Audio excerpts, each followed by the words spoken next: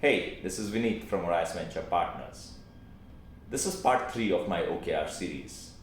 Today, I'm going to talk to you about 5 common mistakes to avoid when implementing OKRs.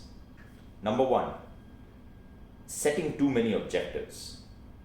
The goal should be a few clear objectives that can't wait any longer.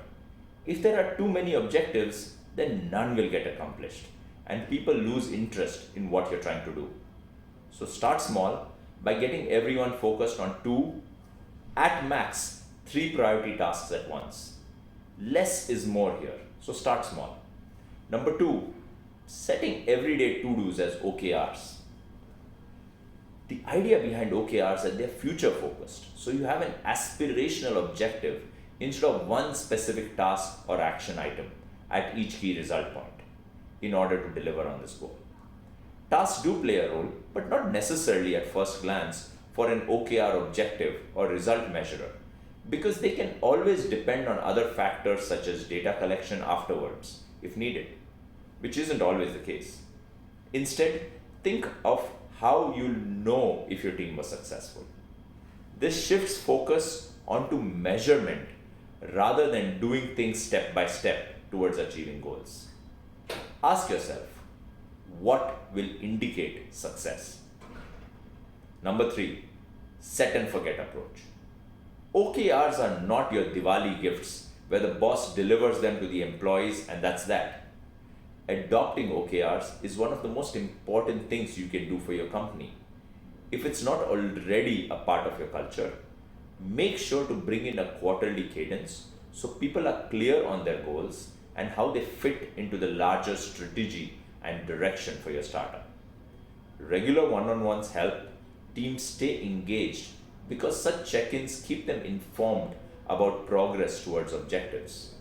That way, when we say, here's what I hope happens next quarter, they know exactly whom and where these responsibilities will go to. Number 4, creating OKRs in silos. When your employees agree on what their goals are, it will be easier for them to achieve alignment. Setting OKRs and just cascading all goals in the company top down can lead you astray. So it's best for the employees' voices to be heard when making these decisions. Number 5, trying to link OKRs to compensation. This is an important point because if employee compensation was solely linked to meeting goals, people would be less likely to set their own limits and objectives. Encourage the right kind of behaviors by separating purpose from pay. So how do you start the OKR journey in your startup? I picked up a copy of John Doerr's Measure What Matters years ago, but quickly realized this was a lot more than I could chew on, especially as a young early stage founder.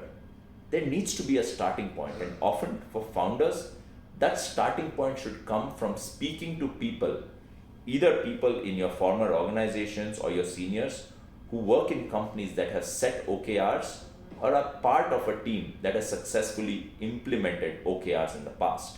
The best way to start OKRs, frankly, is to talk to people who have done OKRs. I wish you all the very best. I'll see you guys later.